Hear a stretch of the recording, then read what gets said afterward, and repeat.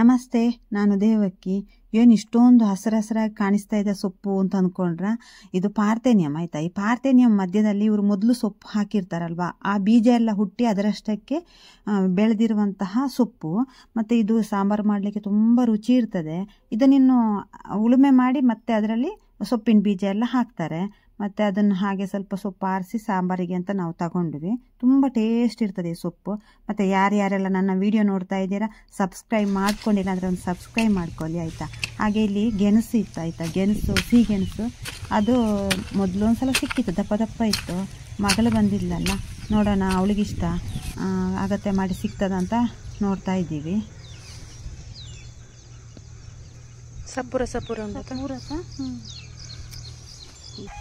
First ತಿಕ್ಕನ ಪೂರ ದಪ್ಪ ಇತ್ತು. ಒಂದು ದಾಲ ಅದು ಬರ್ಕಾತಿತ್ತು.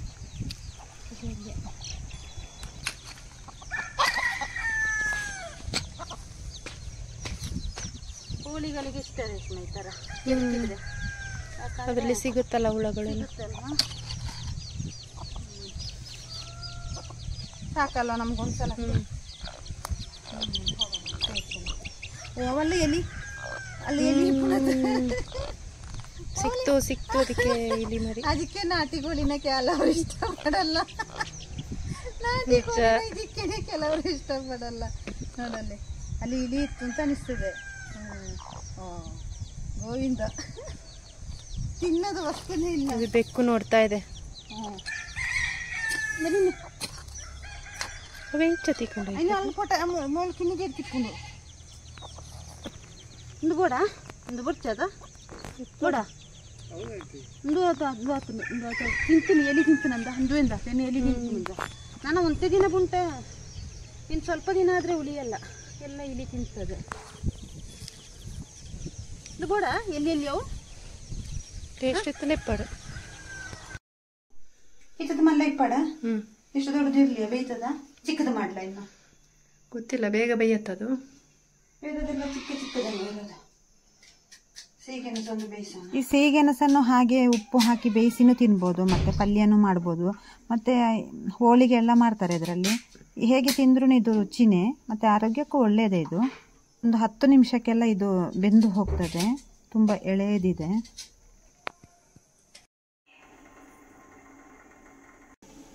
ಬೆಂದಿದೆ ಅಲ್ಲ, ಎಲ್ಲೋ ಕಲರು. ಎಲ್ಲೋನಾ? ಬೆಣ್ಣೆ ಇದ್ದಂಗಿದೆ ಗೊತ್ತಾ, ಜಾಸ್ತಿ ಬೆಂದಿದೆ. ಒಂದು ಫಾರಿನ್ ಸ್ಟೈಲಲ್ಲಿ ತಿನ್ನೋಣ ಈ ಥರ ಅಲ್ವಾ? ಹಿಂಗೇನಲ್ವಾ? ಈ ಥರ ಮಾಡಿ ಫಸ್ಟ್ ಕ್ಲಾಸ್ ಆಗಿದೆ. ಸ್ವೀಟ್ ಇದೆ, ಬೆಣ್ಣೆ ತಿಂದಂಗಿದೆ ಅಲ್ವಾ? ಬೇಗ ತಿನ್ನೋಣ. ಕತ್ಲಾಗೋದಕ್ಕೆ ಮೊದಲು ಹೋಗಿ ತರಕಾರಿ ತಗೊಂಬರೋಣ.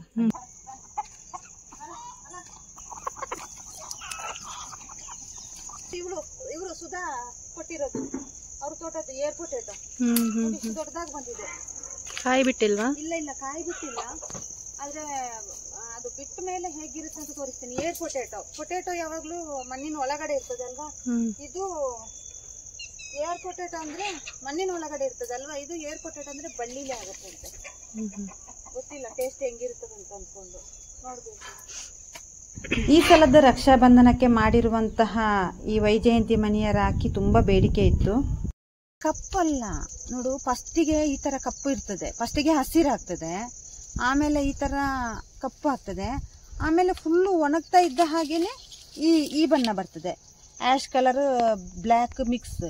ಫುಲ್ಲು ಒಣಗಬೇಕು, ಫುಲ್ ಅಂದ್ರೆ ಬಿಸಿಲಿಗೆ ಚೆನ್ನಾಗಿ ಒಣಗಿದ್ಮೇಲೆ ಈ ತರ ವೈಟ್ ಆಗ್ತದೆ. ಸುಮಾರು ಅಂದ್ರೆ ಚೆನ್ನಾಗಿ ಬೆಳಿಬೇಕು ನಮ್ಮ ಚೆನ್ನಾಗಿ ಬಲಿಬೇಕಾ? ಇಷ್ಟಿದೆ.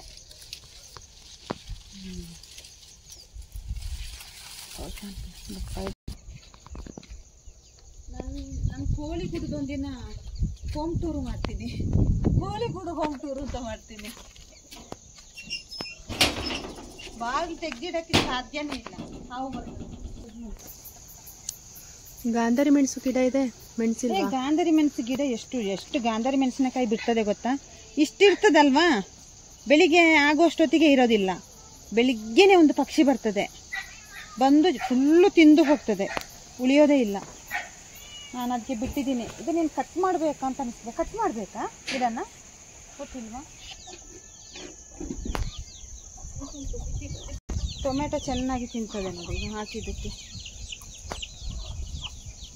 ಎಷ್ಟು ಚೆನ್ನಾಗಿ ತಿನ್ಬೋದು. ಅದನ್ನು ಬೇಕಾ ಬೇಡವಾ ಅಂತ ತಿಂತವೆ ಚೆನ್ನಾಗಿ. ಇಲ್ಲಿ ಹುಳ ಉಪ್ಪಟೆ ಎಲ್ಲ ಸಿಗ್ತಾ ಇಲ್ವಾ? ಇಲ್ಲಿ ಹುಳ ಹೊಟ್ಟೆಗಿಂತಲೂ ಮೇವು ಚೆನ್ನಾಗಿ ಸಿಗ್ತದಲ್ವಾ, ಬೇಕಾಗಿಲ್ಲ. ಹೊಟ್ಟೆ ಎಲ್ಲ ನೋಡಿ ಹೇಗಾಗಿದೆ ಅಂತ. ನಾನು ಇಲ್ಲಿ ಹೋಗುವಾಗ ಇದು ಯಾವುದೋ ವೈರ್ ಸಿಕ್ಸಿ ನೇತಾಕಿದ್ದು ಅಂತ ಅಂದ್ಕೊಂಡೆ.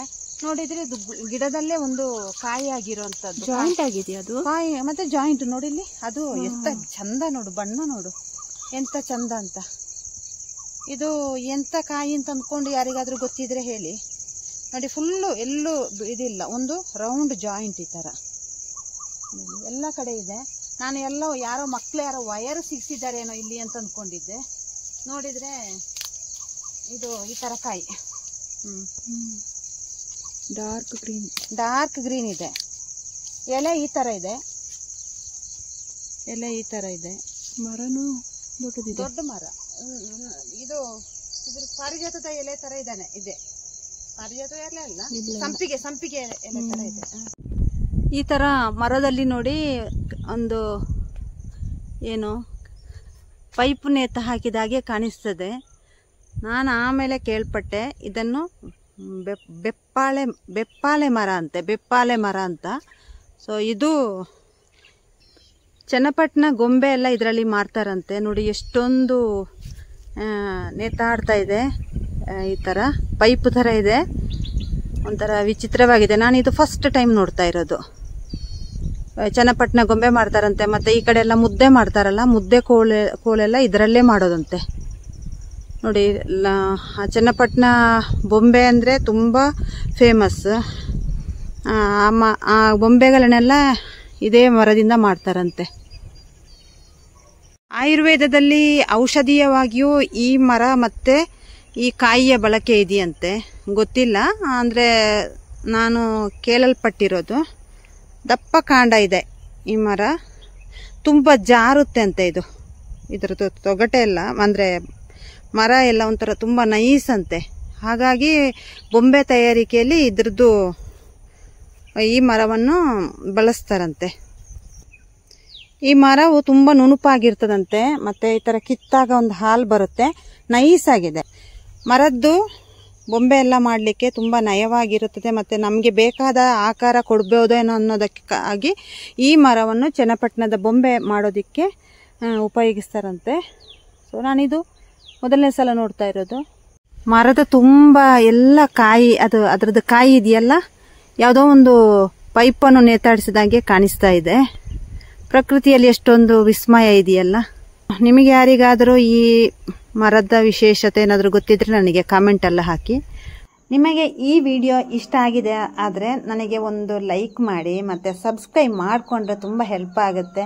ಹಾಗೆ ಏನೇ ನಿಮ್ಮ ಅಭಿಪ್ರಾಯವನ್ನು ಕಾಮೆಂಟಲ್ಲಿ ಹಾಕಿ. ಯಾಕಂದರೆ ನೀವು ಮಾಡುವ ಕಾಮೆಂಟ್ ಆಗಲಿ ಲೈಕ್ ಆಗಲಿ ನಮಗೆ ನೆಕ್ಸ್ಟ್ ವಿಡಿಯೋ ಮಾಡೋದಕ್ಕೆ ತುಂಬ ಹೆಲ್ಪ್ಫುಲ್ ಆಗುತ್ತೆ. Thank you.